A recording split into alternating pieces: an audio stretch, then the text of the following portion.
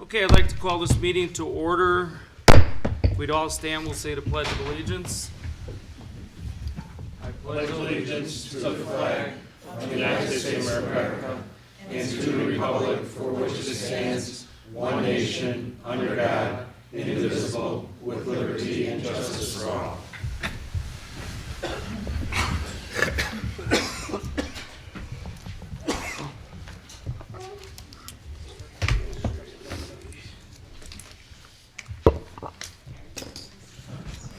Madam Clerk, when you're ready, please call the roll.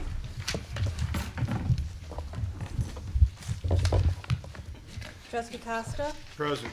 Trustee DeVivo? Present. Trustee Kate Janice? Present. Trustee Sabo? Present. Trustee Suisse? Present. Trustee Yukich? Present. Mayor Daley? Present. This would be D. Are there any amendments to the agenda? Okay. This would be E. Is there a motion to approve the minutes of the October 9th, 2014 special Village Board and Village Hall Remodeling Staff Committee meeting? So moved. First by that was Trustee DeVivo, Second. second by Trustee Suisse. Is there any questions? Madam Clerk, all in favor say aye. Aye. All opposed say nay. Motion carries. This would be E2. Is there a motion to approve the minutes of December 23rd, 2014 Village Board meeting? So moved. First by Trustee Costa, Second. second by Trustee Suisse. Is there any discussion? All in favor say aye. Aye. All opposed say nay. Motion carries. This would be F1 under appointments. Is there a motion to approve the appointment of Christopher Locasius to serve as a member of the Village's Plan Commission? It is understood that Mr. Locasius's appointment will run from now until May 31st, 2016. So moved. First by Trustee Costa. Second. Second by Trustee Yukich. Is there any discussion? All in favor say aye. Aye. All opposed say nay. Motion carries. Okay, this would be G. This is the reports and communications from the mayor and other officers. Let's start down tonight with Trustee Costa. No report this evening, Mr. Mayor. Okay. Trustee Yukich? Thank you, Mayor. At the next village board meeting, we are going to be going over a draft for the RVs, boats, and see if the board is okay with it. If the board is okay with it, we will vote on it that night. If there are any questions, or if anyone wants to see what the draft is, if you give me a call, I'll give you the cell number at the end of the meeting, and I'll get you a copy of it. That's my report, Mayor. Okay, thank you, Trustee Yukich. Trustee Sabo? Okay. My report is on behalf of the Environment Committee, and the first subject is Earth Day, Arbor Day, and the Environment Committee is seeking sponsors for Earth Day, Arbor Day. So far, sponsors are Richards Building Supply, Myers, New Way, Sabres, and Door to Door Organics. The Environment Committee would like to have more volunteers to assist with the event on May 16th from 11 until 4.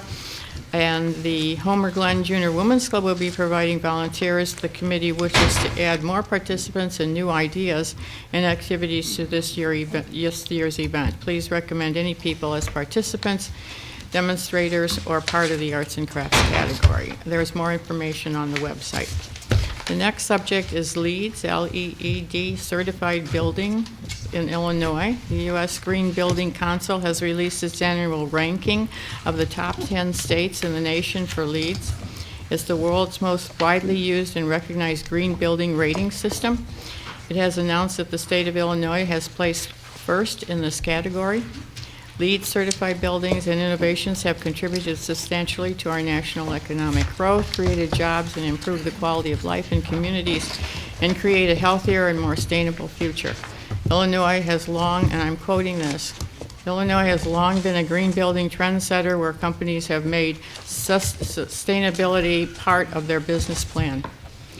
Next section is digital billboards. Scenic, and I'm quoting this, Scenic America recently filed a federal lawsuit asserting that digital billboards violate the 1965 Highway Beautification Act.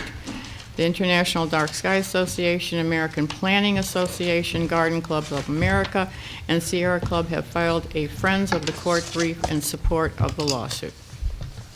Next topic is harmful blue-white light. And I'm quoting this also. New lighting technologies about LEEDs have raised concerns about potential negative effects of blue-rich white light, even with proper shielding. The fixture seal of approval, that's FSA program, new standards address these concerns by limiting the amount of blue-rich light in the nighttime. Next topic is New York law, and the New York Governor Cuomo signed into law the Healthy, Safe, and Energy-Efficient Outdoor Lighting Act.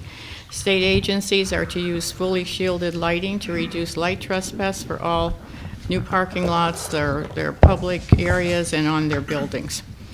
In regard to the Caton Farm Bruce Road SRA that's been going on for a long time, the Illinois Department of Transportation has announced that members of the Transportation Corridor Committee, the TCC, which includes Homer Glen, will be meeting in the future for the purposes of reviewing and clarifying the Phase 1 process and results. The Village of Homer Glen, along with other government TC members, sent a letter to IDOT about the unacceptable route through Homer Township affecting Homer Glen, and this is the result. And probably Mike Selamovich might have more information on that. And that's my report. Thank you, Trustee Sabo. Trustee K. Janice. Really no report, just stay warm. It's going to be a cold weekend. Jules Myers is very well prepared. Our Homer Glen businesses for your shopping needs. We have other businesses for the snow removal, shovels. Shop Homer Glen, keep your tax dollars in Homer Glen. It benefits us all. Thank you, Trustee K. Janice. Trustee Swees. Thank you, Mayor. Reporting for the Homer Harvest Days Committee, we conducted our first meeting of the year last week by reviewing responses that we have already received from our past demonstrators, and it appears that we are off to a strong start. The Gleaners, portraying local history, and reenactors from the U.S. Navy and Civil War nurses have committed to the event. We are continually looking for new vendors and demonstrators. We also discussed the entertainment and music schedule as well as different aspects of advertising. It was noted that we can reach more families by advertising in new venues such as the Farmers Weekly or the Thresherman's newsletter. Our next meeting is on March 5th at 7 p.m. in the Homer Township office. That concludes my report. Thank you, Trustee Swees. Trustee DeVivo. Thank you, Mayor. No report other than just to mention that the next Park and Recreation meeting is on February 23rd. It's a Monday night at 6:30. Thank you. Thank you, Trustee DeVivo. My report, 4 new businesses to open soon in Homer Glen and 1 existing business to relocate. There continues to be good news regarding economic development and business startups in Homer Glen. In addition to the new Big R store and others, 5 new commercial leases have been signed with businesses preparing to open in our community. SubHub is preparing to open in the former Subway space at Grove Valley Center. The former Subway space represented Raji Halim, the new owner of Homer's Cafe, with a turnkey operation that he could not pass up. Mr. Halim, a Homer Glen resident, has an extensive history of operating successful deli sandwich cafes. He's looking forward to opening a sub and deli sandwich menu to complement his current operation at Homer's Cafe.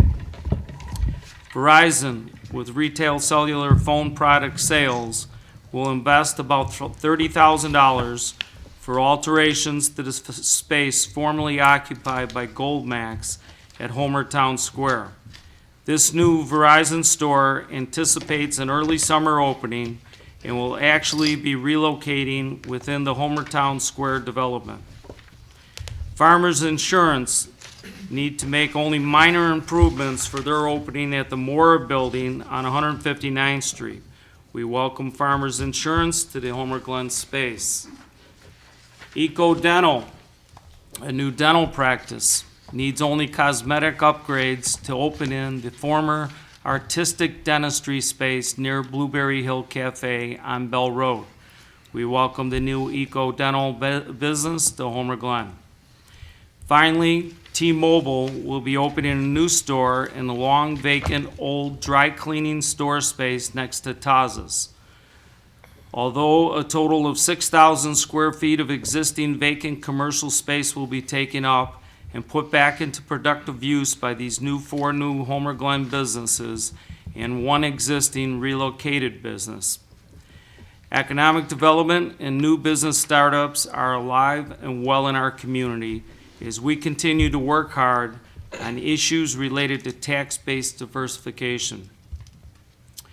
Under ribbon cutting at Refresh McDonald's in Homer Glen. Last week, Homer Glen's McDonald's held their official ribbon cutting ceremony. The picture on the screen shows my wife Denise and I, along with trustees Kay Janice, DeVivo, Clerk Skaboten, McDonald's owner Bob Friedman with his son, village manager Davis, chief building official Joe Baber, and Ronald McDonald. The remodeled McDonald's features major interior and exterior renovations, including a new double drive-through and interior play area. Stop in soon for a bite to eat or drive through one of the lanes and get your meal to go. Girl Scout Troop 402 will be collecting used, worn, or damaged American flags. The troop is collecting the American flags so that they can be retired correctly and with respect. You can drop off your American flags through April 1st at the Homer Glen Village Hall from Monday through Friday, 8 a.m. to 4:30 p.m. And that concludes the mayor's report. Does the treasurer have a report? No, I do not have a report this evening, Mayor. Okay, does the village clerk have a report? Yes, Mr. Mayor, just want to remind everybody about early voting. We started on Monday, it will continue this week, go through next week, next Friday, here at the Village Hall, 9 to 4, but please remember, we are closed on Monday for President's Day. That's my report. Thank you, Gail. Does the village attorney have a report? I have no report this evening, Mr. Mayor. How about any public safety officials? Okay. How about the village manager? I have no report this evening. Okay. Then the next portion of this meeting would be public comment. We try to keep our comments to 3 minutes. When I call your name, if you can stand up to the podium and give us your name and address for the record. The first speaker would be Jim Cahill.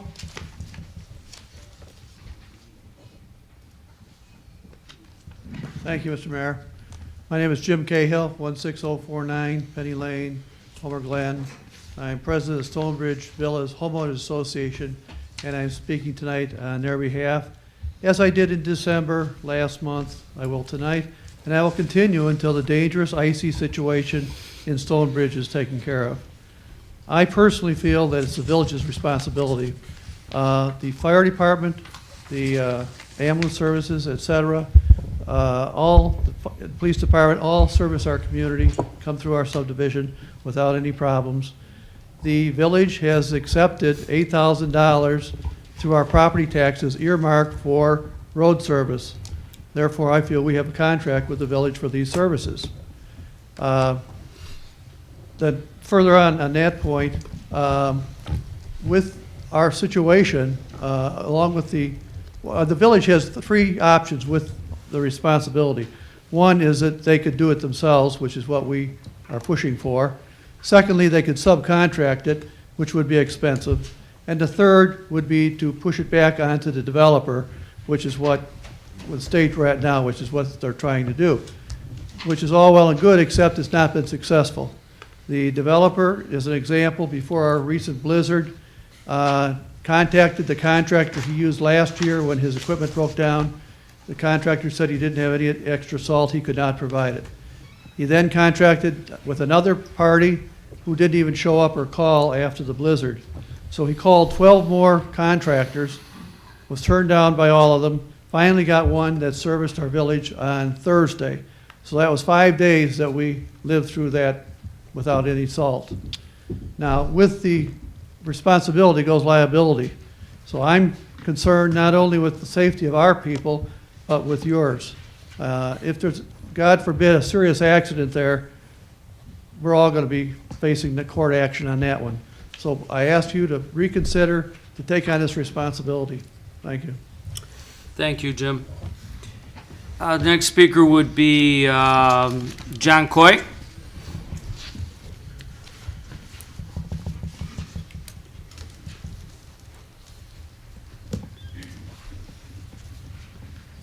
John Coy, 12056 Venetian Way, Homer Glen.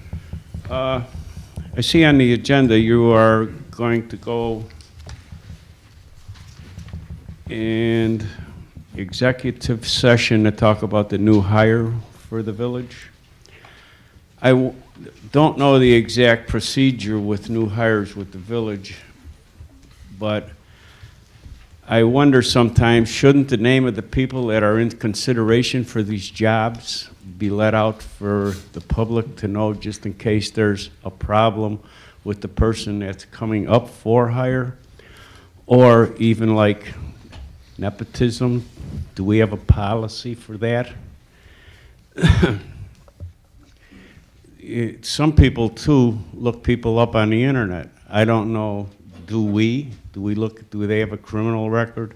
In other words, it's things that maybe somebody all of a sudden that's out there in the public that might find something or know something about somebody we're going to hire.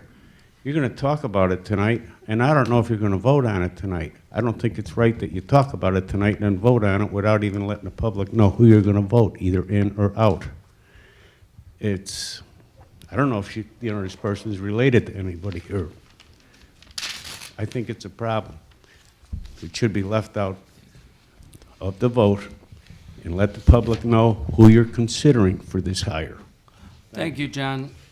We do, for your information, extensive background checks, and there were, Cam, how many people submitted resumes for?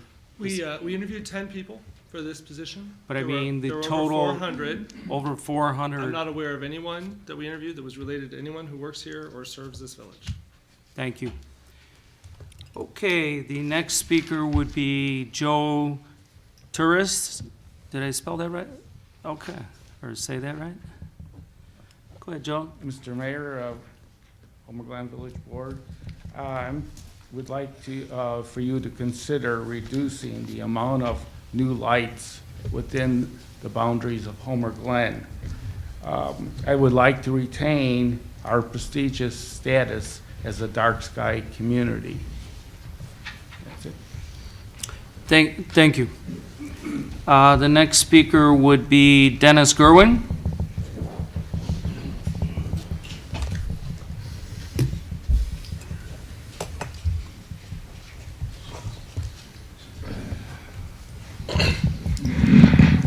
Dennis Irving, 12250 West Derby Lane, Homer Glen. Correct me if I'm wrong here, trustee somebody. I believe that sometime last year, there was some kind of a vote taken concerning the intern that is employed by the village. I believe it was raising the salary from $15,000 to $22,000. Can somebody answer me, am I correct? Did that happen? No. The answer from the village the manager is no. Okay. Hey, Dennis, I see the microphone sticking straight up. Maybe you want to turn it down towards you a little bit. I don't want any feedback, Okay. I was going to try and get a hold of John before the meeting started to avoid coming up here. What I recently got a copy of is a agreement between Homer Glen and Northern Illinois University. And it covered a 21-month period, which will end on May 15th of this year. And the contract calls for us to pay Northern Illinois University $1,756 a month. And I'm wondering, that comes out to, effective at the end of May 15th, that comes out to almost $37,000 for the 21-month period. And my question is, does that include the intern's salary? Or do we pay something over and above that monthly fee to NIU? That's my question.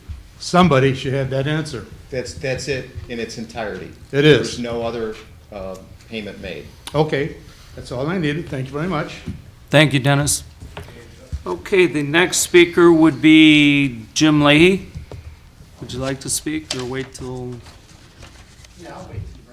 Yeah, if there's any if there's any questions for you at that time, you can step up and say anything on the light. Okay. Ken. I would like to sign for that as well. Yeah, he's the sign guy. Okay. Okay. All right, then that would conclude public comment. The next portion of this meeting is legislation and action items. This would be I-1. Is there a motion to grant an extension of the final development plat for Waterfall Place in Homer Glen, Illinois?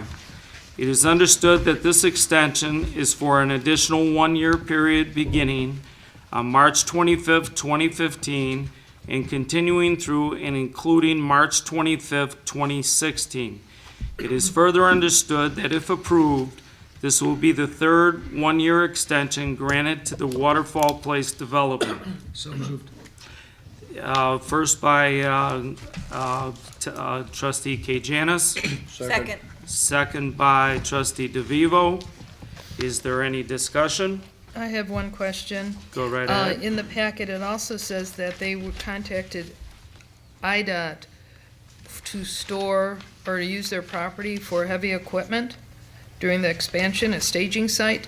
Is this going to cause any problems with neighboring businesses? And I don't know, is that something that we should allow? IDOT is actively seeking staging areas. I get calls every day from different people that own larger properties.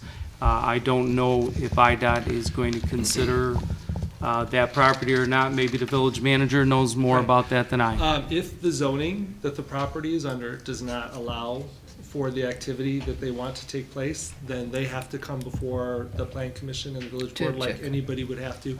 And then you'd have and there'd be a public hearing and there'd be a review and all that stuff. So if the zoning doesn't allow for it, then it'll be thoroughly reviewed. Yep. Okay, thank you. Okay, is there any further questions? Madam Clerk, please call the roll. Trustee Costa? Aye. Trustee DeVivo? Aye. Trustee Kajanis? Aye. Trustee Sabo? Aye. Trustee Suisse? Aye. Trustee Yukich? I, Motion carries. Thank you, Boris, for coming in from your vacation in case there are any questions. This would be I-2.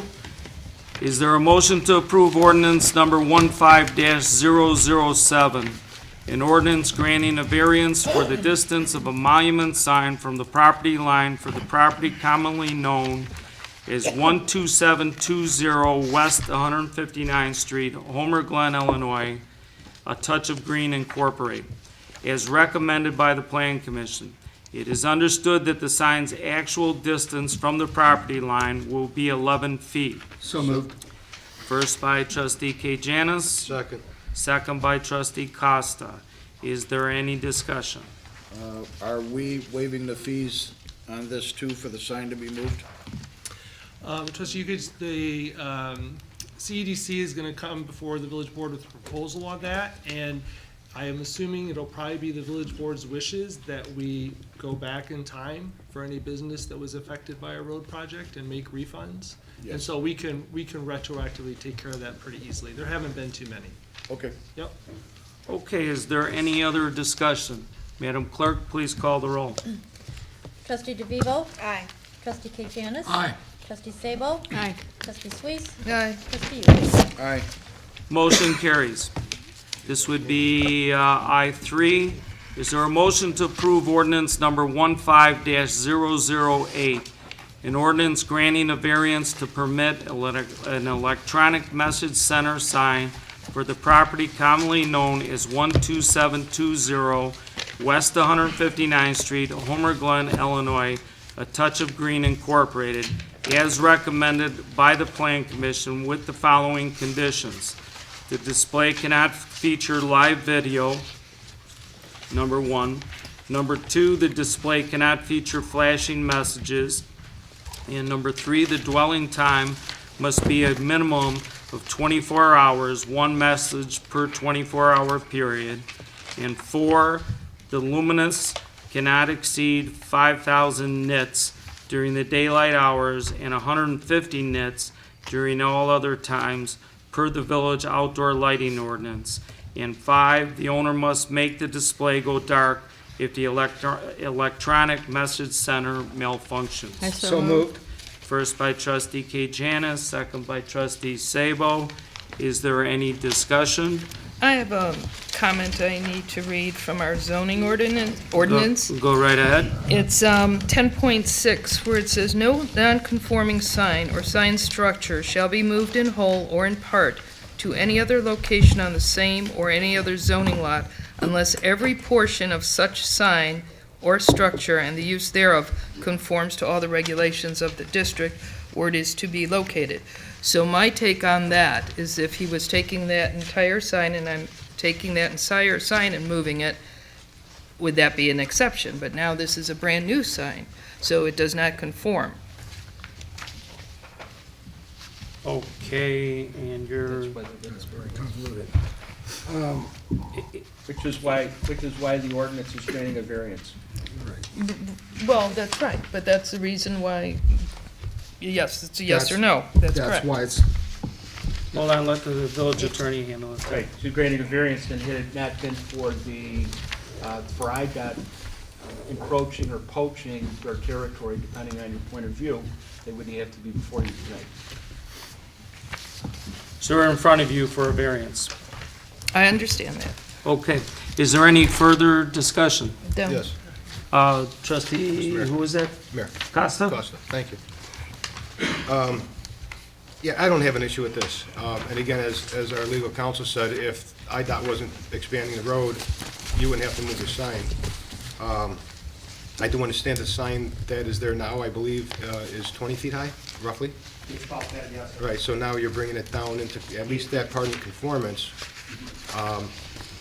My main reason why I just think, I feel this is, I'm okay with it, is that you are using your existing screen, the electronic screen. Now, had you come in front of us and wanted a whole new sign, new screen, new electronics, I would be looking at it differently. But I just want to go on the record that he is using the existing screen. He's not changing 100% the unit, but he has to move it. Yeah. It's not his choice to do this. Yeah, So this- I'm this- fine with it. Yeah, this wasn't as a result of Right. his doing it, was as a result of the widening of the road. Is there any other discussion? Yes. Go right ahead, trustee Sabo. Looking at the variance section 10.6.10B, the standards for variances. One is that the granting of any variance is in harmony with the general purpose and intent of this ordinance. And the other part is number 3, that I can read the whole thing, but the last sentence is, "It better carry out the general intent of the ordinance." The intent of the ordinance is not to have digital signs. And when other people I'd asked about these digital signs, because there's 2 of them, the other one is the car wash, they were told that when 159th Street is developed, that these are not in compliance, so therefore that they would not be renewed. And I look at this as other communities have them. Other communities have digital signs and so forth, but we have to decide what's best for our community. Everybody wants to be able to advertise what they have, but we want to be able to create a fair playing field for all and play by the same rules. And I believe that approving this causes unrest because other will want the same thing. and we look at this sign, and although he's just going to change it once a day, the idea is it's the purpose and the whole idea is it's a digital sign. And it gives this business an advantage over the others, so that there will be unrest, and what will happen is that other businesses will then want to have that little bit of digital. And it's like saying, we're a little bit pregnant. We just have a little bit digital now, but eventually the digital will continue to grow. And so it will be on 159th Street, it'll be it'll be on Bell Road, and it will be on 143rd. Now, is this what we want our community to look like? We're not supposed to have flashing or quick-moving signs or anything like that, but the sign ordinance says no digital. So this is a step toward digital, although it's a small step. I understand that the car wash is not interested in renewing, that's what I heard today, not interested in renewing their digital sign. They want to follow the rules. And we have rules, we have ordinances, and we should be following them so everybody has that fair chance to advertise what they are selling. I don't think that advertising flowers or tomatoes or whatever is going to be on the sign can't be done some other way. I don't think digital is needed. I do like the fact that Mr. Leahy is reducing the sign, and the sign is attractive. I just wish it didn't have digital on it. I would vote for it then, but I can't vote for it now. Okay, thank you, Trustee Sabo. I'd like to just follow up on that, if I may. Play by the same rules, level playing field, all these are really interesting buzzwords, and I'd just like to say the free enterprise system does work. Free enterprise system does work. It was cited about the car wash chose not to possibly, we don't know for a fact, they may in the future, possibly not come forward with a variance of this, but that's the prerogative as a business owner. That's the free enterprise system. That's our commerce. That's our economic engines in this, not only in our community, our businesses, but it's the economic engine across the country. So level playing fields, and it sounds like buzzwords to me. Here's a gentleman standing in front of us right here who's been a hardworking individual in this community. He's not causing a hardship on this community by moving his sign, but he's undergoing a hardship by extraneous forces that he has no control over. Not causing a hardship on the community, but a hardship has been placed on him. So we want to further the hardship placed on him by having this dialogue of same playing fields, rules, all these things. Possibly our ordinance is not correct. Maybe the ordinance needs to be fixed, or are we going to go back to the starting to sell buggy whips? Because that was a great idea at one time. So let's get past this. Let's get progressive and work with our operators, our owners, our investors in our community who have the biggest investment in this community besides homeowners do.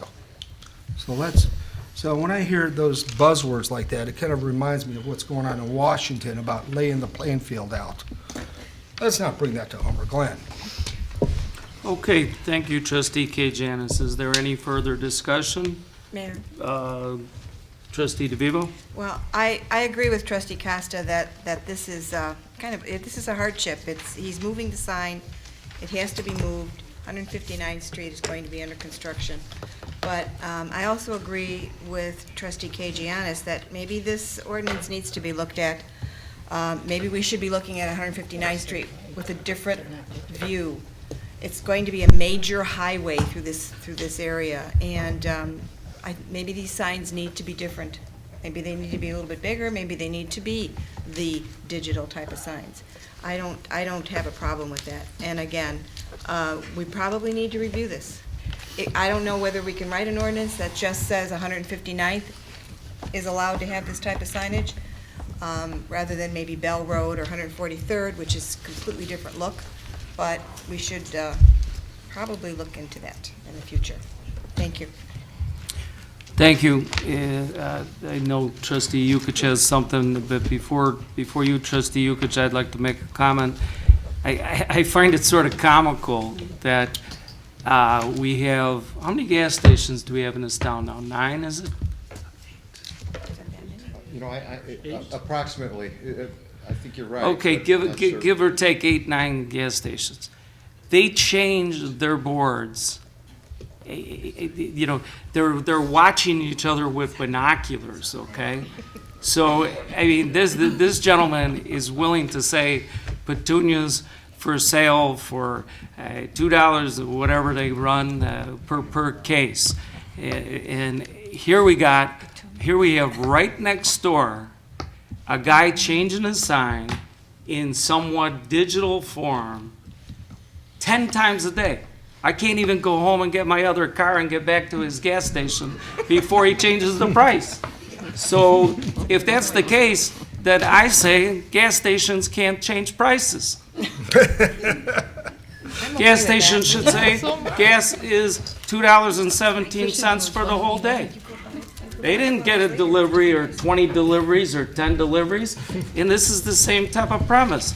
This individual has a sign. He didn't put it there, you know, after the road was widened. He's had it there before we even became a village. And now he's sitting there saying, you know, I want to lower it to make it more attractive to the area.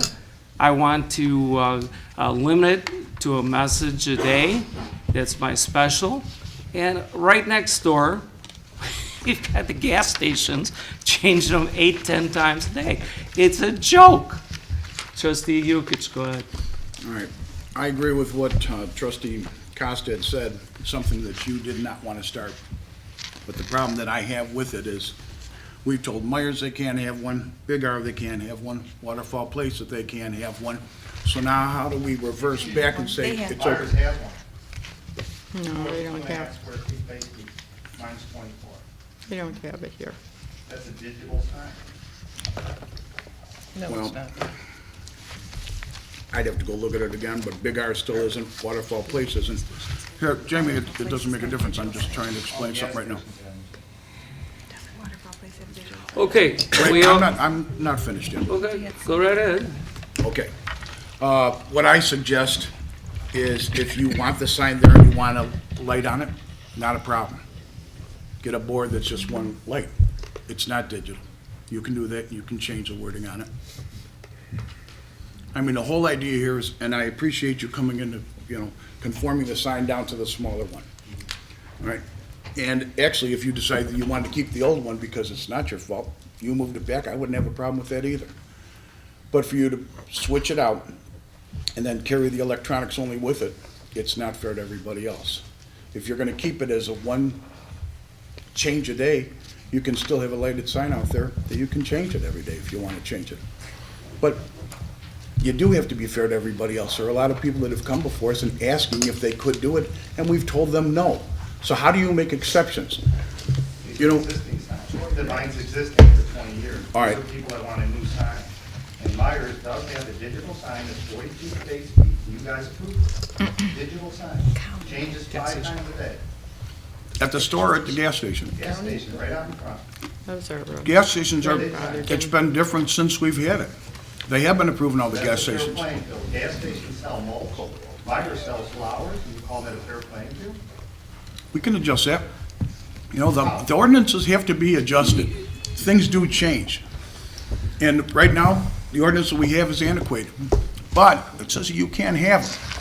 And if you do change your sign, you do have to change it to where it's not digital. You are changing your sign down to a smaller one. You agree to that, not part of the ordinance, but you're not agreeing to the light.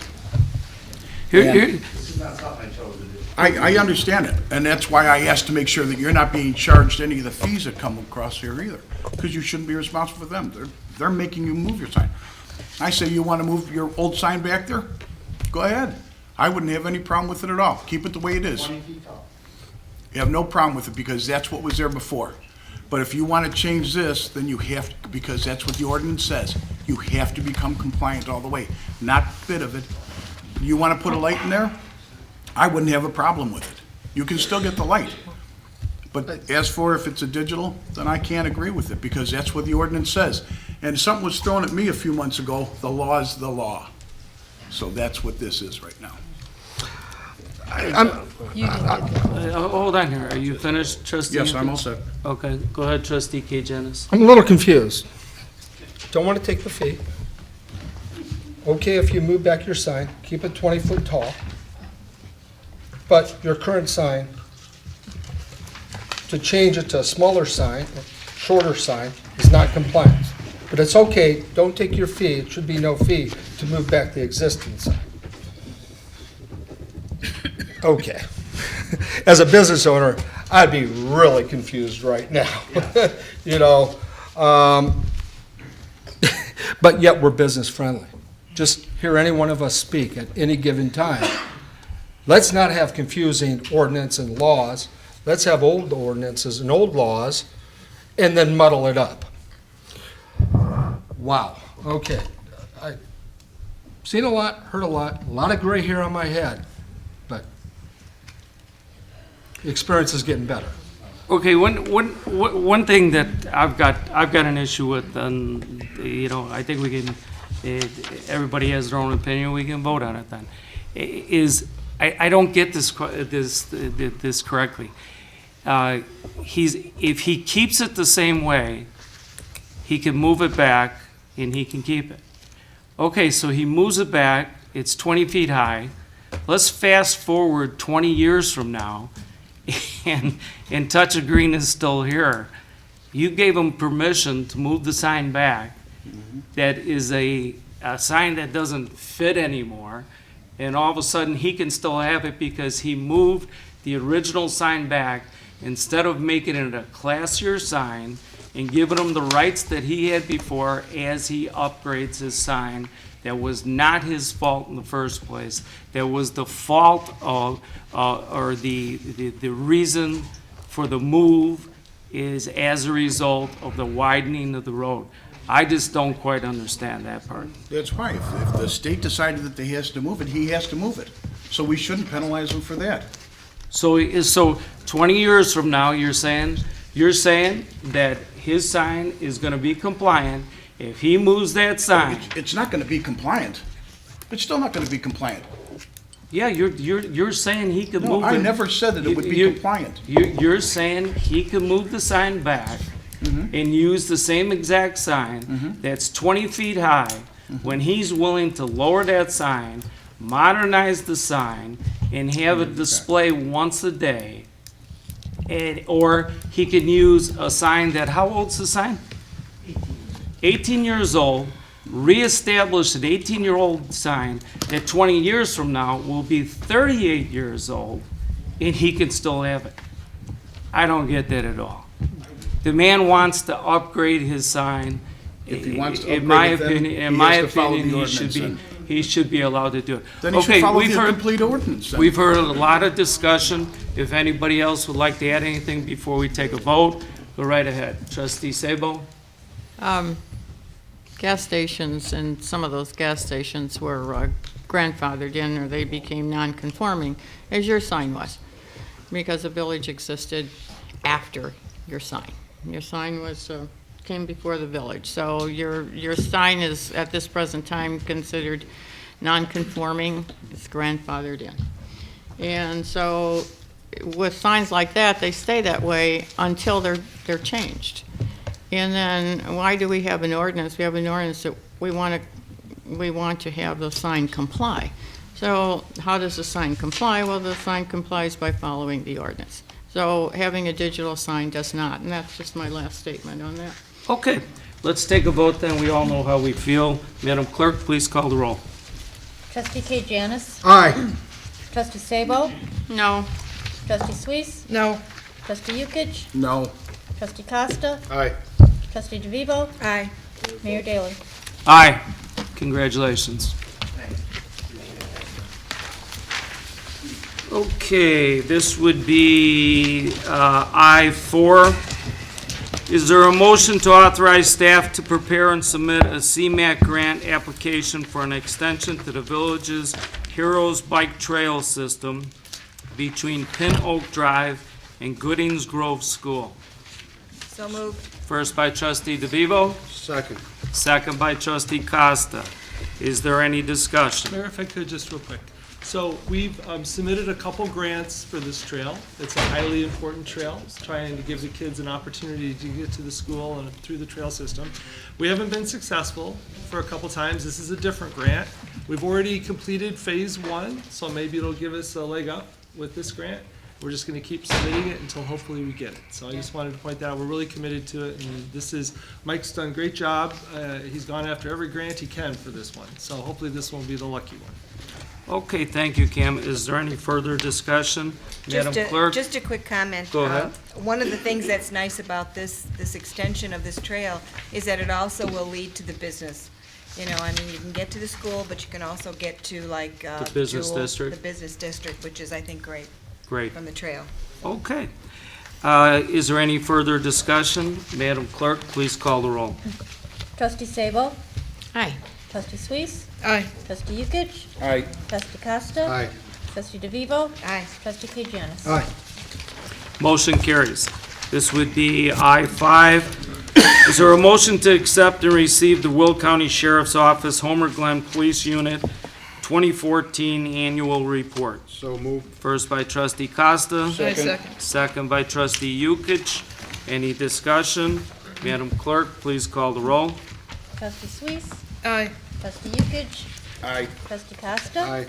Trustee DeVivo? Aye. Trustee Kajanis? Aye. Trustee Sabo? Aye. Motion carries. This would be I-6. Is there a motion to authorize the mayor to execute an agreement between the village and Homer Tree Service for the removal of the dead trees at the village's future park property located at 14240 West 151st Street in the amount of $18,563.40. It is understood that this project was publicly bid and the village received 7 bid apps.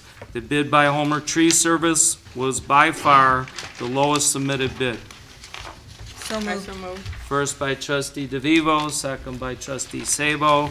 Is there any discussion? Yes, I have a question. Go right ahead. Perhaps I didn't see it in here, but I would like to know if they remove the trees, are they removing the stumps? Because that's always a problem. Yes, they are. That's included in the price? Yes, it is. Okay, thank you. They'll be restoring the area too, and just to add just a little bit to that, so that you have a degree of comfort, Director Salamovich and John Robertson and a number of other people have come up with a plan that they'll be working with the contractor with to try to ensure that they do the minimal amount of damage to the property. Because there will be some heavy equipment, so they've kind of determined a path that they can go, and everything that's damaged will be restored. Okay, thank you. Madam Clerk, please call the roll. Trustee Yukich? Aye.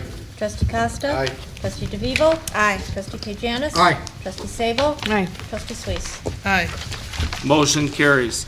The next, okay, that concludes legislation and action items. The next portion of this meeting is a workshop item. The Environmental Committee is recommending approval of the Community and Economic Development Committees and the Environmental Committee's proposed changes to the village's existing outdoor lighting ordinance. Staff member and Environmental Committee liaison Sue Stylen has summarized the recommendation in the board's agenda materials. Sue will now provide the village board with information about these changes.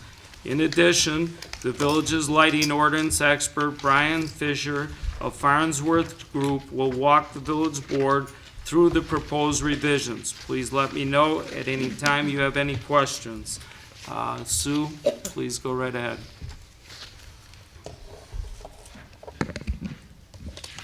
Okay, to begin with, I'd like to just summarize a little bit what's on the supplement sheet for the benefit of the audience, too.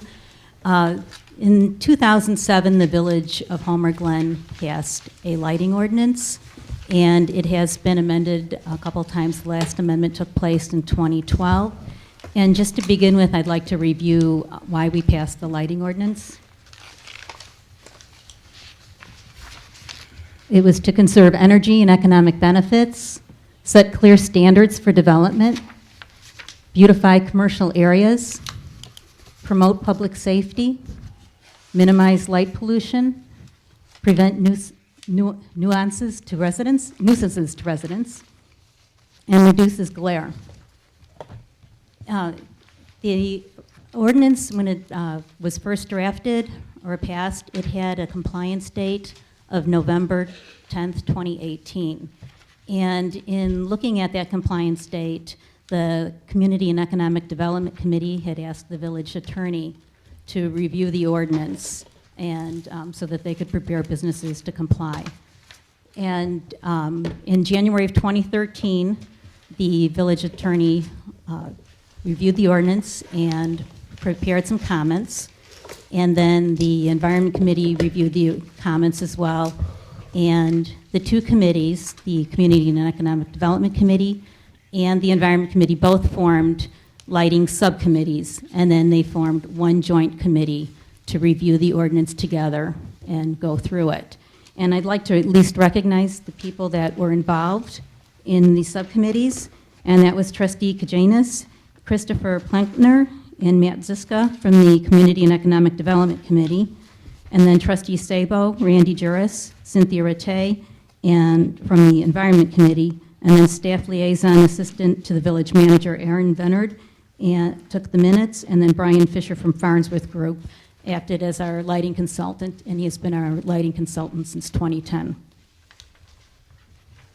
The first meeting of the joint committees took place in February of 2013, and then the last one took place in May 30th, 2013. And the two committees came up with a draft with some proposed amendments, and then the Environment Committee reviewed the the proposed changes, and made a review, and sent some comments to the Community and Economic Development Committee. And then the Community and Economic Development Committee accepted the reviews of the draft that you're seeing tonight, which is from June 27th, 2013. What I've asked Brian Fisher to come here tonight to go over a narration of those comments and explain them. I wasn't at the meeting, so if you want to come up, Brian.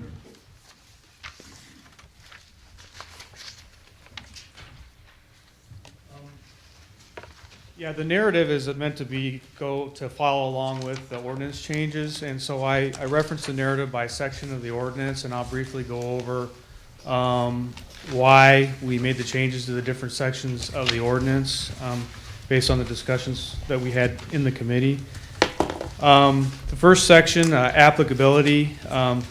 The main changes in this section relate to just wording changes, because throughout the previous ordinance, the zoning districts were referred to with different words, basically, and so we tried to change the wording for the zoning areas so it was consistent throughout the whole lighting document. The second section on ordinance compliance, section 2.1, there was a lot of discussion on this particular issue.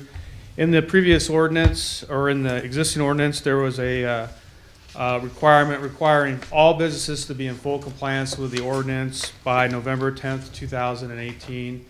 This generated a lot of discussion. One, it would be a hardship for businesses if they were making no other improvements to their buildings to be required to be in conformance by that date. And there was also a lot of concerns regarding enforcement, because somebody from the village would have to go through, inspect the various businesses prior to that day, find out who was in compliance, who wasn't in compliance, and then come up with a schedule for compliance. And that seemed to be also a kind of a difficult task for the village to undertake. And so with those two things in mind, they decided to delete the requirement for compliance by a certain date. As we move forward, the compliance still will be required as modifications are made to various businesses and properties as part of the compliance portion of the document.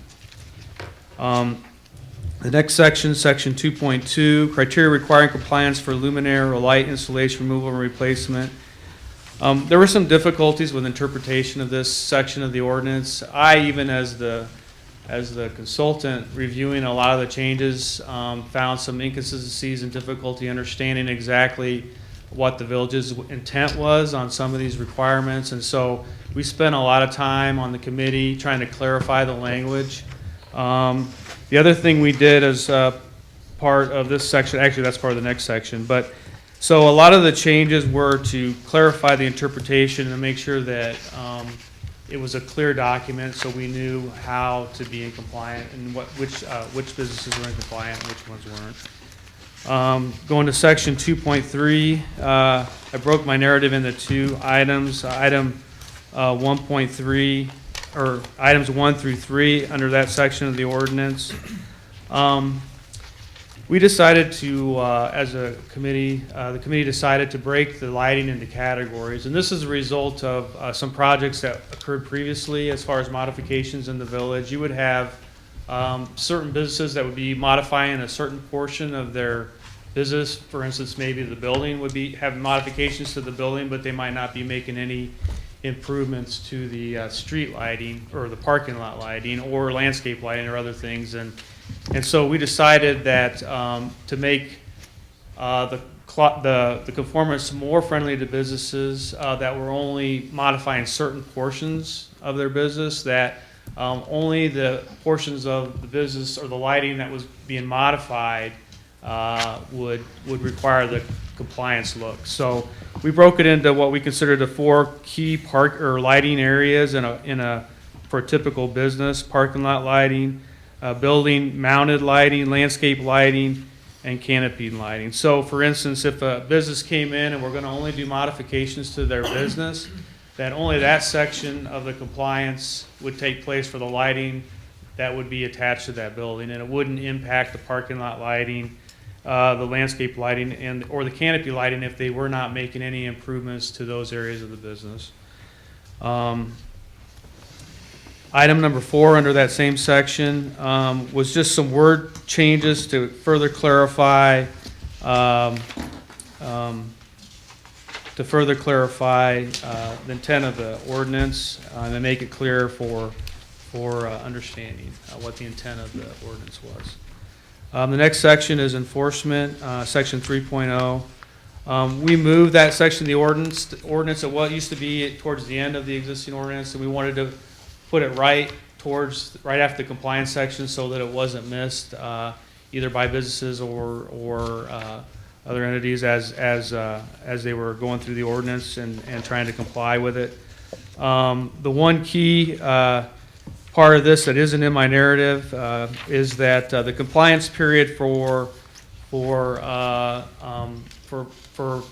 businesses that were not compliant has been changed for 30 days and 90 days, and that was done because the 30 days would be very difficult to attain for any business to get compliance within a 30-day if they were notified of nonconformance, and the 90-day period was decided was a more realistic period to allow people to respond to the non-conforming portions of the ordinance. So the next section, 4.1, gross emission of light.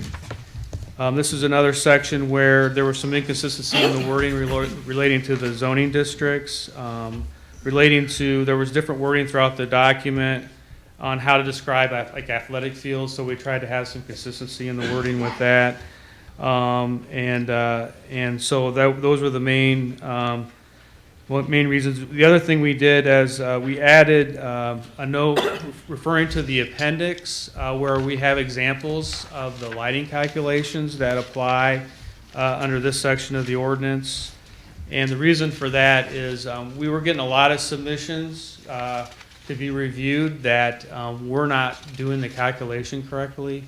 And so as part of that, we decided to have an example calculation to provide the developers an example of that to save them time and submittal prices and the cost of having re-reviews of plans. So that was added, both the example calculation and this note to refer them to that to hopefully simplify the review process, give some guidance to the developers on how to do the calculation, and hopefully streamline the process.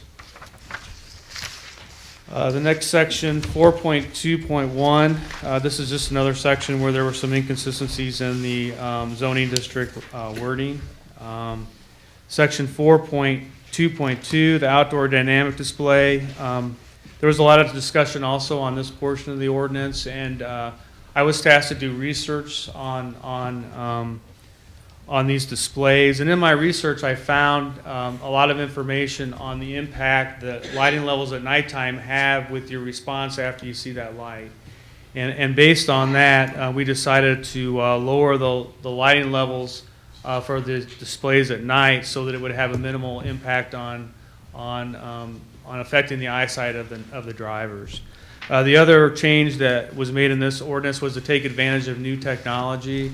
There's new technology which automatically adjusts the light levels on these signs between the maximum and minimum levels just through the course of the day as lighting changes. If you have a cloudy day, it automatically adjusts the lighting of the sign to accommodate the cloudy day. If you have a bright sunny day, it automatically adjusts the lighting of the sign. So we added that requirement to the ordinance that if you had this type of sign, that you would have to put on one of these these sensors that automatically adjust the lighting levels to the existing lighting that exists outside the sign. So, okay. The next section. Okay. This is just an example of commercial areas. The one above is for lighting focusing on bright lights, and this is what we would like for the lighting enhances the buildings and architecture. And then we did want to highlight the businesses in the area in our community that are complying with our lighting codes. Okay. The next section, 4.3, light direction and control. Most of the discussion in this section related to some consistency in language, but also the height at which the lighting levels are measured at the property lines at different places. And but to measure the light levels out in the field, it's done by a photometric meter, which is a little handheld meter that you actually hold and you read the lighting levels at the various locations that you need to read them. The previous height is 60 inches, and you can imagine that that's kind of an inconvenient height to be looking at a meter from, and so we tried to make it more practical and hold it at a height that's more standard with what somebody would be looking at like waist level. So that's the reason that the revision was made from 60 inches to 36 inches for the measuring height. That's basically at the property line between the business that's putting in the lighting and the neighboring properties.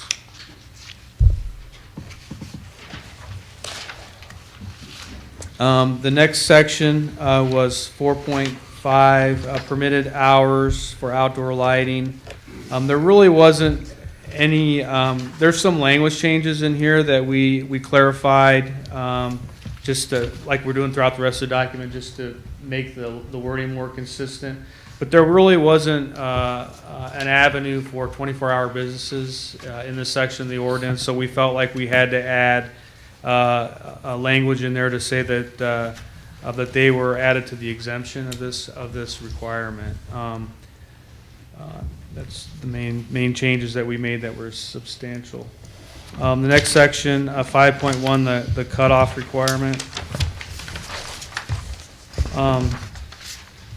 We just felt like we had to clarify some of the language in this section of the document. In addition, reference some examples of full cutoff lighting, which will be included as appendix to the ordinance, and so the changes to this section of the ordinance help achieve those goals. The next section, installed height. This is just another changes that were made just to clarify the ordinance and make it more consistent throughout the document.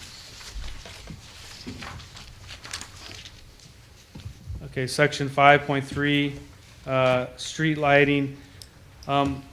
Originally in the existing ordinance, the street lighting was just kind of lumped into other lighting sections of the ordinance, and we thought that it's kind of a special case and that we should highlight the street lighting requirements in its own section, and so we created a section to specifically address street lighting, and that's the change in this portion of the ordinance.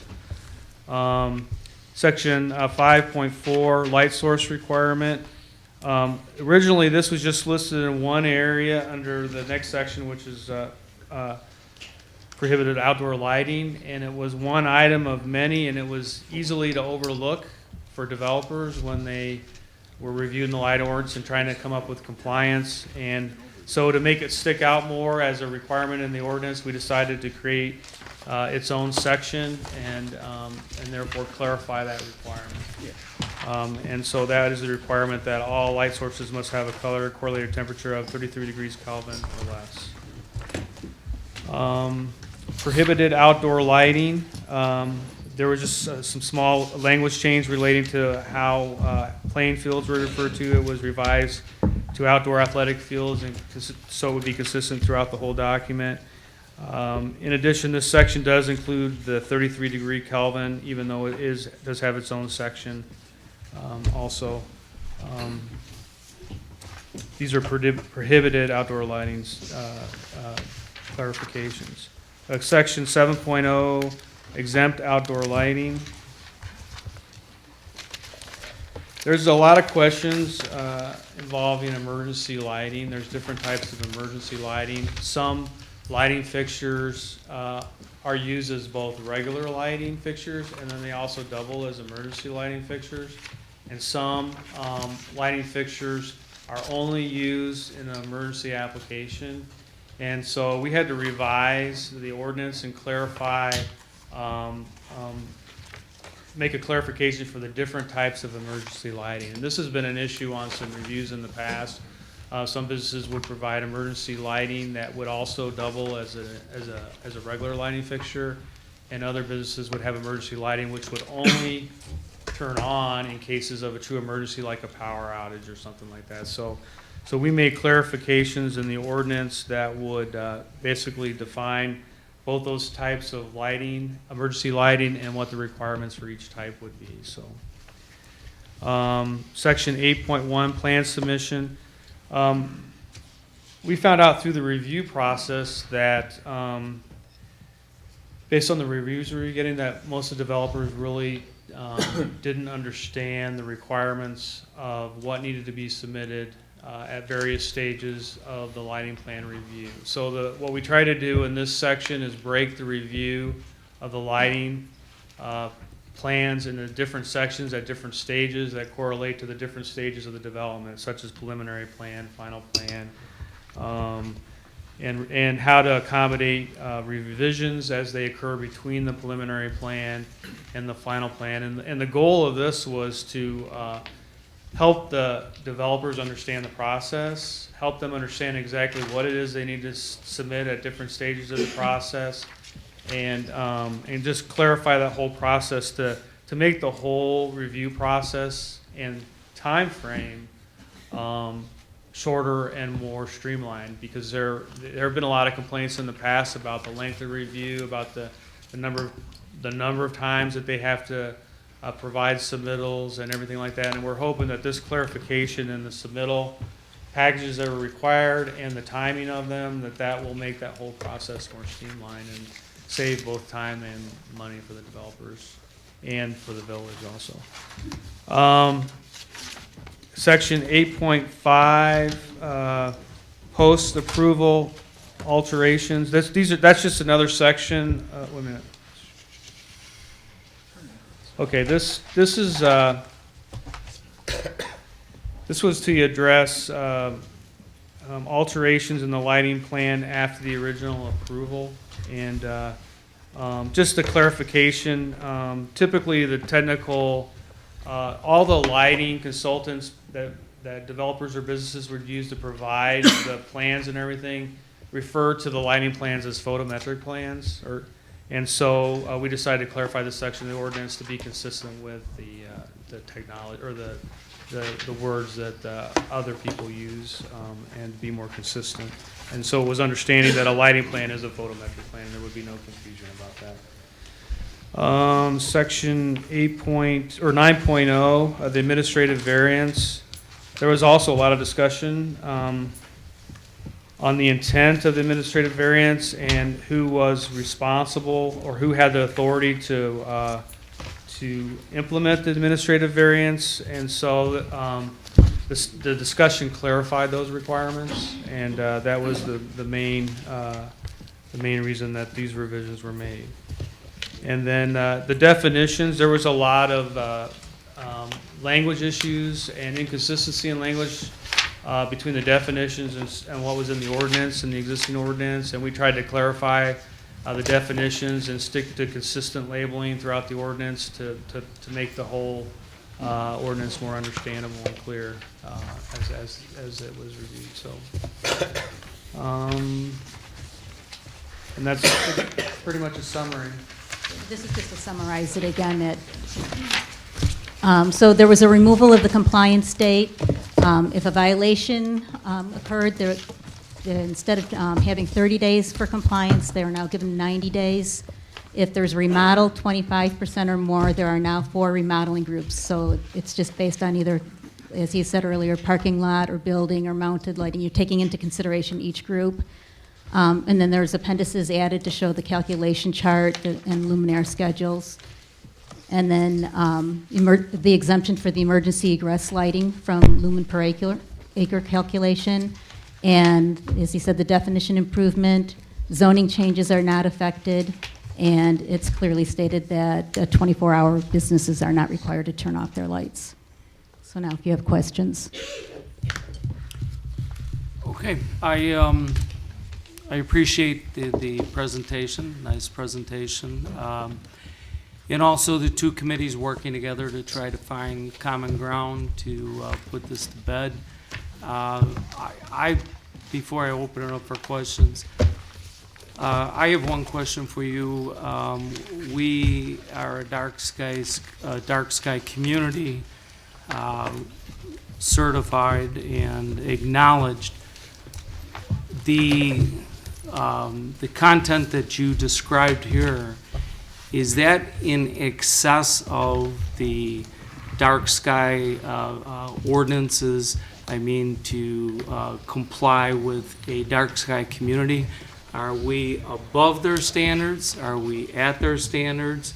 I know we can't be below their standards if we're trying to, or if we're considered a dark sky community. Where are we at as far as being in compliance with what calls for a dark sky community? Well, none of these changes. Did you follow that question? Yeah, I did. None of these changes would take you out of compliance as far as being a dark sky community, and that's kind of hard to quantify. I mean, when dark skies, to my understanding, and this has been going on for a long time, dark skies came out with certain criteria to become a dark sky community. Right. Now, do we comply with that, or are we in excess of that in our ordinance for lighting? Probably not a question that he can just answer off the cuff. Well, he's the specialist. Let me ask him. Okay. Well,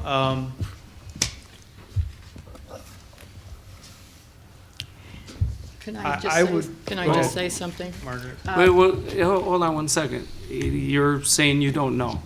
No, I'm saying that it's hard to, almost any ordinance, you don't write it right to the requirement of the dark sky standard, and there's some interpretative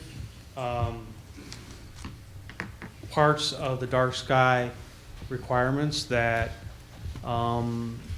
it's hard to just say this is a line, we're right at this line. So I'd have to say that you're in excess, but it's hard to quantify that you're not right on the line that say this is a dark sky community, we changed one thing, we're below it. You see what I'm saying? Well, there's certain criteria. And there's different components of the dark sky requirements that you'd have to kind of look at each one and see where you're at with each.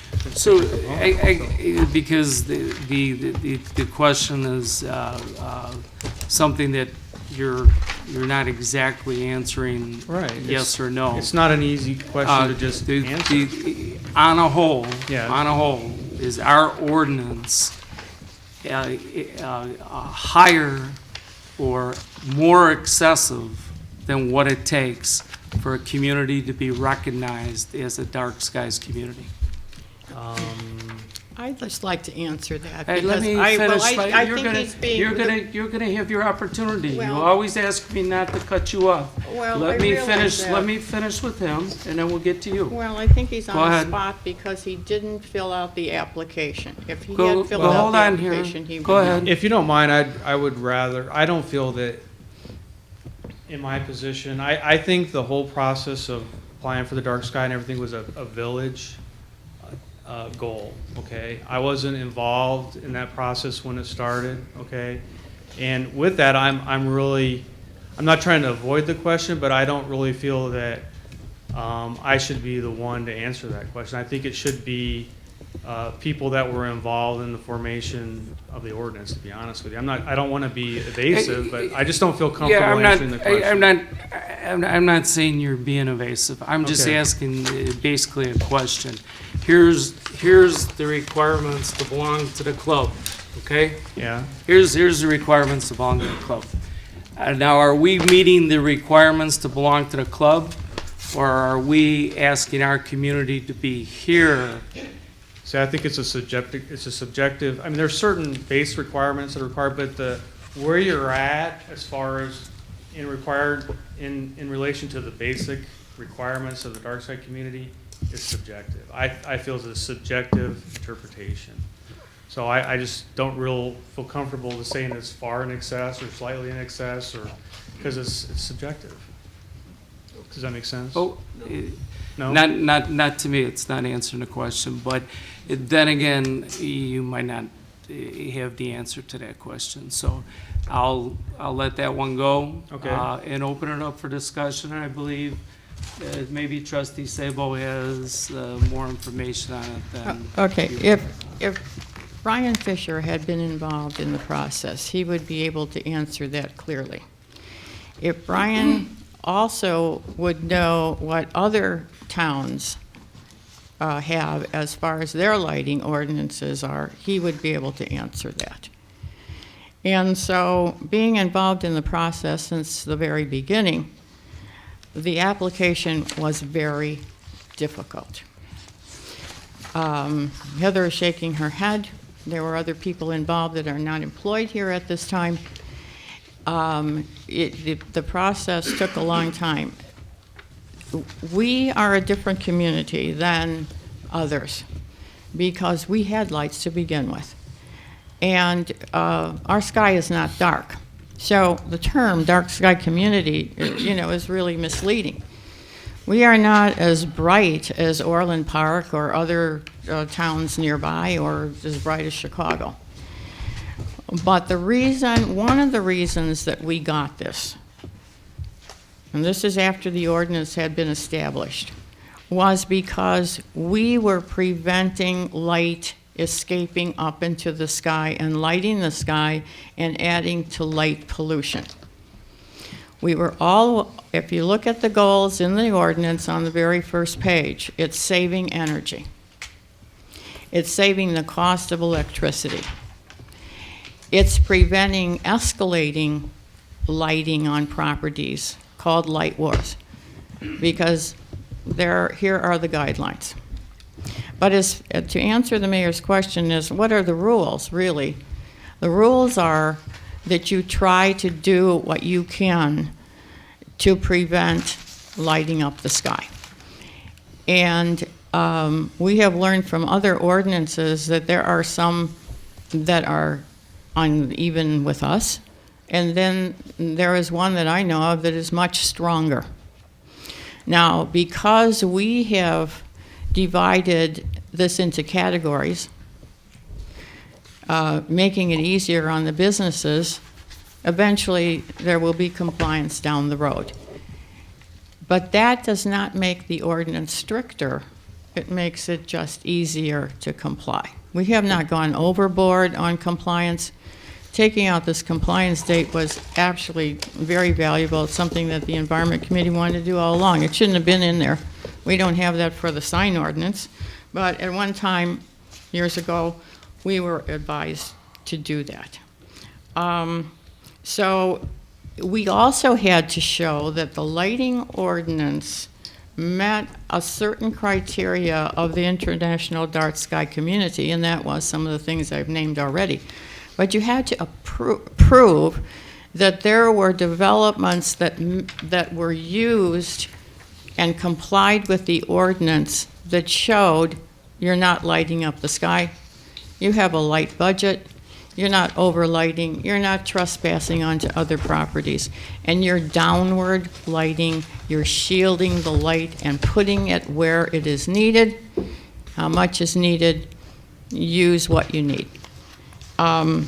So if we were to do a study on, say, what this new town that's near St. Charles, I'm trying to think of it, they just recently came up with their lighting ordinance. I have not studied that one. I have studied the Flagstaff ordinance, and that's much stricter.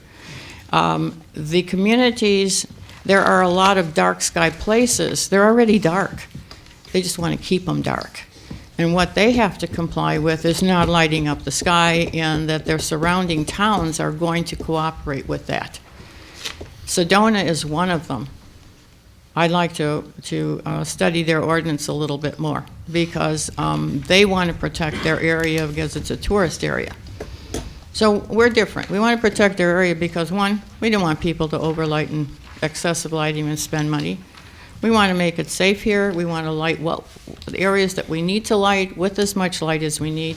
We don't want to light up the sky. We want to have it, we want to prevent light wars, and we want to be environmental friendly as well as business friendly. And this draft proves that. I don't think that we're doing anything against or discrediting our status. I think, I believe that when this draft, if this draft were to be approved, it would become the ordinance and it would be sent to IDA. I am not fearful that they would say, hey, you didn't do this or that. We were far ahead of we knew about some technology with the blue-white light that is very dangerous and bad, that doesn't provide brighter light, doesn't give you more light, it gives you bluer light. It gives you a strange looking light, and it isn't healthy. So, I can think of a lot more things, but I think that we're okay. I don't think we're we've overdone it. But if we didn't have some standards ourselves to begin with, we would not have met the criteria for being a dark sky community. We had to prove ourselves first. I have a question for either one of you, because I'm not really sure of it. How many communities in the United States are qualified for international dark skies? Well, first of all, there are communities that just wouldn't qualify and they wouldn't bother because they're already overlit and their lighting is all wrong and they're lighting up the sky. The communities that there are 6, 7, 8. There's more. I can't name the exact number, but there's more and more that are trying now, and more because of what Homer Glen has done. And we are the leader in east of the Mississippi and in the state of Illinois. There are other communities around, even in Indiana, that have set up their lighting ordinance. We did not, when we created this ordinance, we did not strive for this status. But we knew that because of the ordinance, because we proved it with properties that have been flashed on one of the slides, that we had a chance. So I hope that answers that. That's fine. The two committee representatives, the chairs of the committees, were Margaret Sabo and Trustee Kay Janis. So I think it'd be appropriate to move to Trustee Kay Janis's comments. Go ahead. Yes, Mr. Mayor, thank you. And Brian, it's good seeing you again. It's been a while. And thank you for your patience with us. I do want to say also it was, we had good conversations with the subcommittee from the Environment Committee. we worked through things tirelessly for hours and hours and hours for many months. I think we have to realize how this all pretty much got started. There were some issues that were hitting the newspapers on businesses and developments and redevelopments. And we wanted to ask the question because it was causing a lot of confusion with the current developers that want to enhance their opportunities. So we asked a basic question as we took a look at this ordinance. We asked a basic question. What are we doing here? What is going on? What is our compliance date? That was our question that we passed through the Economic Development Committee. From there, it went spiral outwards. From a basic question on compliance dates, to exactly what all the ordinances mean, to where it was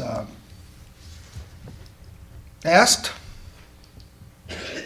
by our legal counsel to contact Mr. Roger Eastman from Flagstaff, Arizona, to have a little bit of an overview on our lighting ordinance. And this is where it really started steamrolling. His words were, basically, if Flagstaff, Arizona, where this is all at, 2,000 miles away or so, the heart of this whole international dark sky, all got its legs. It says if they had our ordinance, they could not ever enforce it. They could not enforce our ordinance. And then it just steamrolled from there, as I stated before, into more and more conversations. So as we worked through this, we realized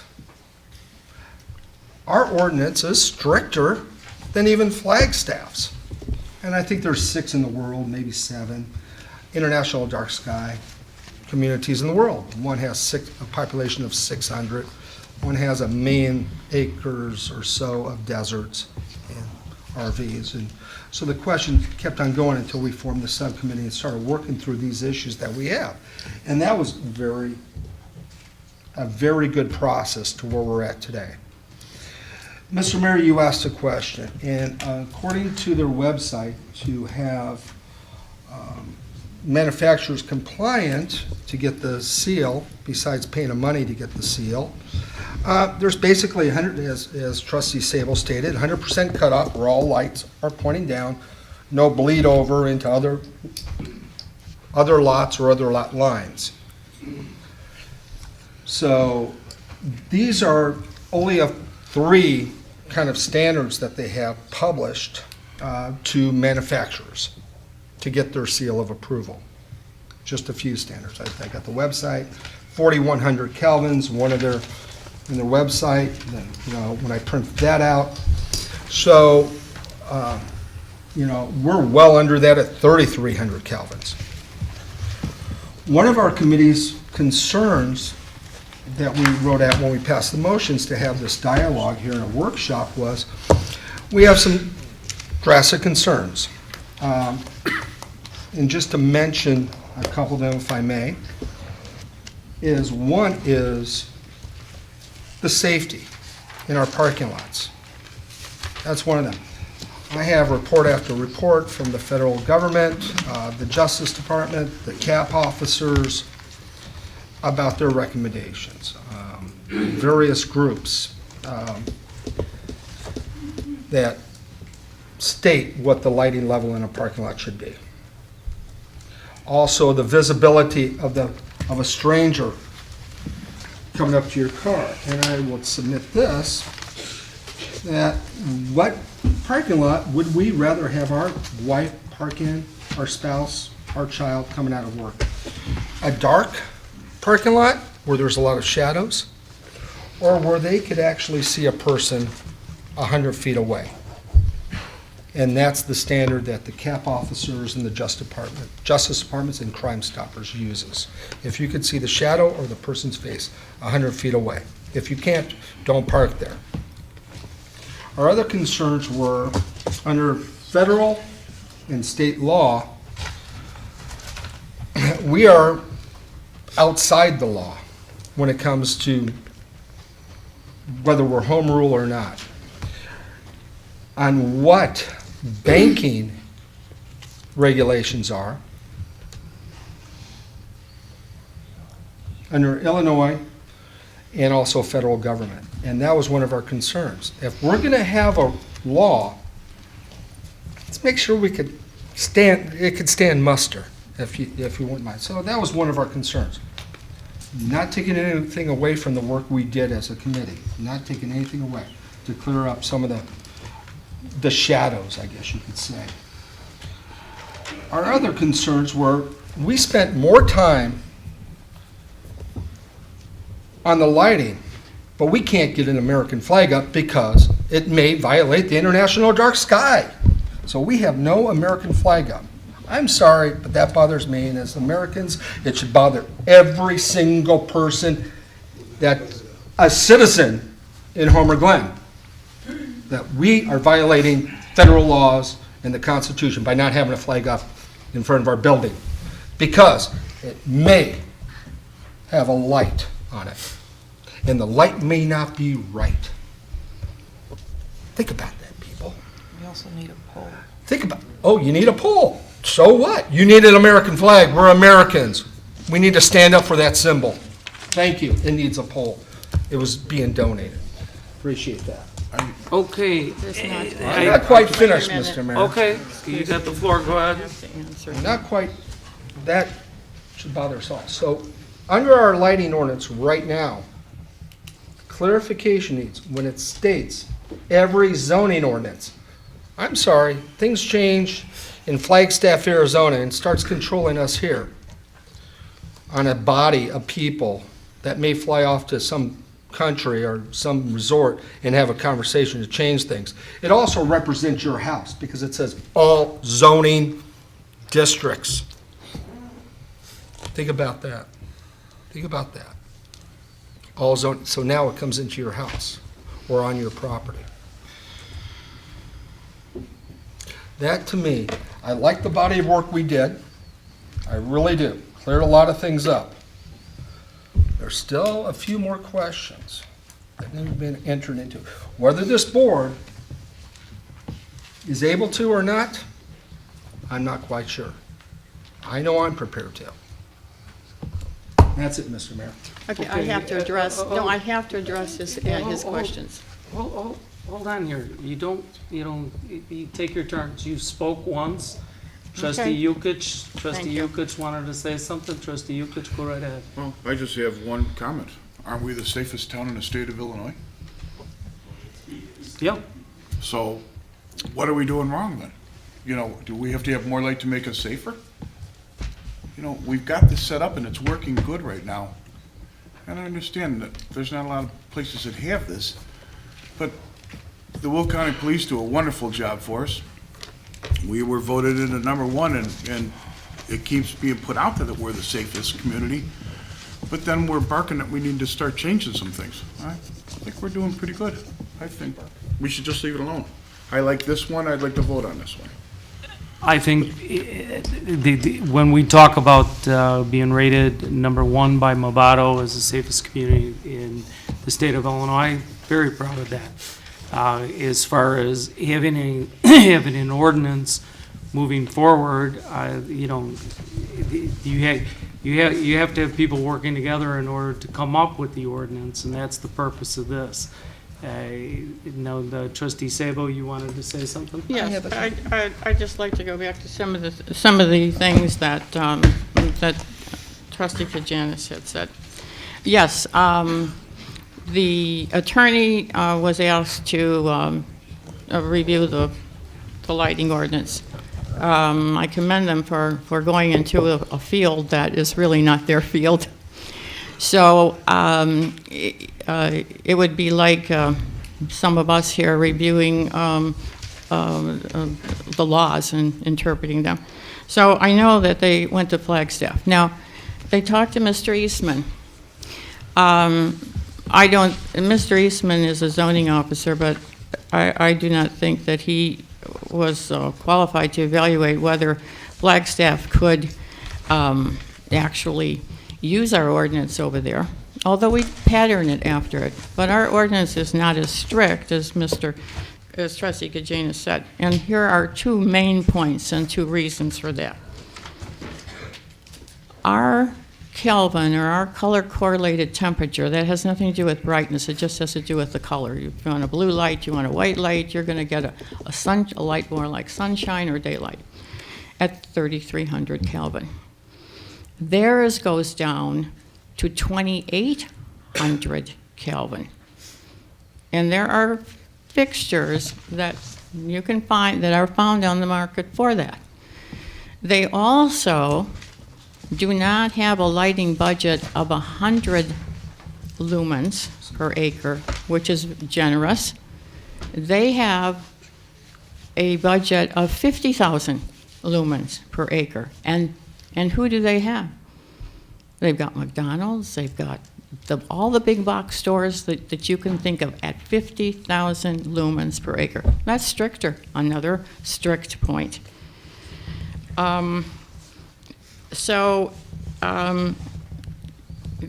There's a lot of differences in our ordinance, but we can't possibly take Flagstaff's ordinance and put it here. It would not work here. Definitely would not. So as far as the flag is concerned, the flag, there's a chart in there that shows if you have a flagpole at a certain height, you want to shine the light on it. And if you can think of a triangle, here's the light pole, here's where you want to shine the light. Where is this fixture going to go? Well, it's going to go in a certain place so it shines on the light, so it doesn't shine on somebody else's property into somebody else's house. It also stipulates the distance from that flagpole will determine the wattage of one fixture. There isn't anything that says you can't light the flag, and there isn't anything in the ordinance that says you can't put more than one light on this flag. What the federal government has for regulations is this. It does not say how you light it. It doesn't say where you light it and by what you light it. All it says is you have to have some light on it so that it would be recognizable that it is there. That means a street light nearby could light it. So we all sit here in this room as patriotic citizens. We all honor the flag at every meeting. We would like the flag lit at night. It should be lit properly. But the federal government doesn't tell us how much light, or the way we light it, just so that there's some light on it and it's recognizable. We did research on it. There's been no change in these regulations. We checked with Lipinski's office. And as far as residents are concerned, there are sections in there that protect the residents. Now, if you don't want to, as you sleep, you wouldn't want to have somebody else's light in your bedroom because he wants to light up his backyard. That's what that's about. There are changes that the Environment Committee wants to do after this draft to make it so that it was never intended for individuals or residences to be controlled by this lighting. It's not necessary. We all want to lower our light bill. Don't we have what do we call this? So we're all together in a group so that we can reduce our lighting, but that doesn't mean we should use more lighting. So there are certain sections in there that we want to reword differently so that the residents are not compelled. In fact, no resident had ever been called on the carpet. There are no light police going around saying you can't have landscape lighting. As far as the state, federal laws, whatever they are for parking, any lighting designer, whoever they are, Brian, anyone else, uses a certain guide. the illuminating engineer's guidelines. And that's all about safety. There was one section that we removed because it made that the light poles had to be a certain distance. Well, as you go from one light to another, you know in between that there would be darker. So we took that out because the lighting designer had to decide what distance each one would be, because properties are different. So that made it a lot easier. And as far as, can you see somebody 100 feet away in any of the parking lots that you have? Yes, you can. There is no problem there. And I will tell you that a Walmart somewhere else, not here, not in Lockport, there was a crime that took place in the parking lot. And the victim sued Walmart. Well, Walmart didn't win. Walmart didn't win, and they weren't sued because of the lighting. The case was lost because they didn't provide a security guard or security police to go around the parking lot. Now, if we are a safe community, we haven't had an incident in these parking lots, but if any one of the businesses wanted to do that, they could, but why should they? That would be an extra cost. That would be an extra charge. So I certainly would like to want to say that our committee liked working with CED. We put our heads together very thoughtfully. I commend Brian for sticking with us because he taught us a lot. And there was some wording that was needed to correct it. As someone that can view it as another pair of eyes, it was great. But the Environment Committee wants to go on because we have some other tweaking to do with this to make it even easier for businesses, and also to make sure that residents do not think that they have to comply. I just think that they have to be protected. They're protected by trespass, so the trespass is not on their house from a commercial building, doesn't go in their windows. They're protected from, they should be protected from each other. If somebody wants to put a flag in their backyard and or in front and they want to light it at night, that flag has to be lit, not light somebody else, not light something else. So we are not, the intention was not to make residents comply with this ordinance, but use common sense requirements. Choose the light that's right. Choose the amount of light you need. Put the light where you need it. And be very respectful of your neighbor. So. Thank you. What we're trying to do here is as the workshop stated, the Environmental Committee is recommending approval of Community Economic Development Committee and the Environment Committee proposed change to the village's existing outdoor lighting ordinance. Is there anything that any trustee would like to say that they're concerned about the proposed lighting ordinance? As we've heard both committee chairs speak about the lighting ordinance. Trustee DeVivo? Well, I really had one question, and I'm not sure about the answer, but the question was, will this amendment jeopardize our dark sky status? And I think I'm hearing that we don't think so, and we doubt whether there'll be any problems with it, but we really aren't sure.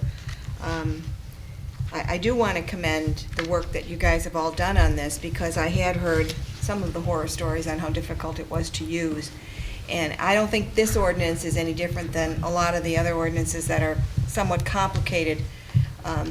It needed to be reviewed, and it was good that you reviewed it when you did, after you've seen how it was misinterpreted and some of the other issues that were going on within the body of the ordinance. I think this needs to be approved as it stands, and I'm not saying that this will be the last time it'll be reviewed. I have a feeling it'll be reviewed again. We'll see how this works, and you just keep looking at it, because all ordinances are kind of like living documents. You have to keep changing them, whether it's the lighting, or whether it's the stormwater, or whether it's, the sign ordinance, whatever it happens to be. You have to grow yeah, the ordinance has to grow with the community. So I think that this is a good start, and I really, appreciate the work you've done on it. Thank you. Okay, is there any further comments? All right, then I would instruct the village manager to prepare it for ordinance form. Okay. Mayor, I just have one question for the board. Sure. So it's going to come back to you in ordinance form. Do you have a need to have Brian attend that meeting that you will consider it ordinance form? Or do you feel like you've had all of your questions answered by him tonight? I would like to answer that. Go right ahead, I Trustee think Sabo. the Environment Committee has some more things that they would like to discuss. They did have a meeting in October 2013. We welcome the CED committee if they want to sit in on that. I think that would be a good time, with permission, I'd like to meet with him. And because, and I'd like to have this draft presented at the next meeting for a vote. A draft ordinance for... This draft ordinance, This draft ordinance for a vote at the next meeting. at the next meeting. Oh, okay. So just real quick, if I could, is there a need, because we need to schedule him, because his schedule is tight, is there a need to have Brian at that meeting in 2 weeks, or? That was the original question. I Does wouldn't, anybody on the board feel that he has to be here again for the next meeting? Okay. I do have a clarification, Mr. Mayor, if I may. Excuse me, then- I'm sorry, did I interrupt you, Go, Cameron? go ahead, Trustee KJ. No, so I'm not quite sure, just to for clarification, Trustee Sabo, are you stating that what you would like to see presented for the next meeting is this draft ordinance that's in front of us? you're asking me? Yeah, you made a statement about your meeting and what. Oh, and I didn't know- I'm You said saying- something about draft ordinance. The Are you talking about this draft ordinance? Yes, the CED committee approved this ordinance, Yes, we did. and the Environment Committee approved this ordinance. This is the ordinance that we are going to present. Okay, okay. That's the answer. Just one, okay. Because you There- had mentioned other meetings and. No, that's so in I the wasn't quite future. sure. That's in the future, and if we feel Brian is necessary, I mean, he's certainly welcome. It just, does he feel he's needed? I leave that up to the board. I'm more than happy to help in any way you can help, so. Okay, that's fine. It's been decided by the board that you're not necessary at the next meeting. I hate to pay you twice. Okay. All right, so it will be prepared in ordinance form for the next meeting. Did you get that, Cam? Yes, thank you, Mayor. Okay. All right, then that concludes the workshop for tonight's meeting. Is there any old business? Is there any new business? Okay, then we'll move to executive session for personnel and hiring, and then we'll be back. Why don't we take a 5-minute washroom break, and we'll meet in the mayor's office in 5 minutes. Okay, is there a motion to adjourn from executive session? So moved. First by trustee Yukich, second by trustee Sabo. All in favor, say aye. Aye. Okay, we're back in the general meeting. Is there a motion to hire Gina Spino for the full-time position of receptionist accountant clerk at the rate of $19.62 per hour plus benefits pending successful completion of pre-employment physical and background check? So moved. First by trustee Yukich. Second. Second by trustee DeVivo. Any discussion? Madam Clerk, please call the roll. Trustee Costa? Aye. Trustee DeVivo? Aye. Trustee Kajanis? Trustee Sabo? Aye. Trustee Suisse? Aye. Trustee Yukich? Aye. Motion carries. With that being said, is there a motion to adjourn? I so move. First by trustee Sabo, I second. second by trustee Sweez. All in favor, say aye. Aye. All opposed, say nay. Meeting adjourned.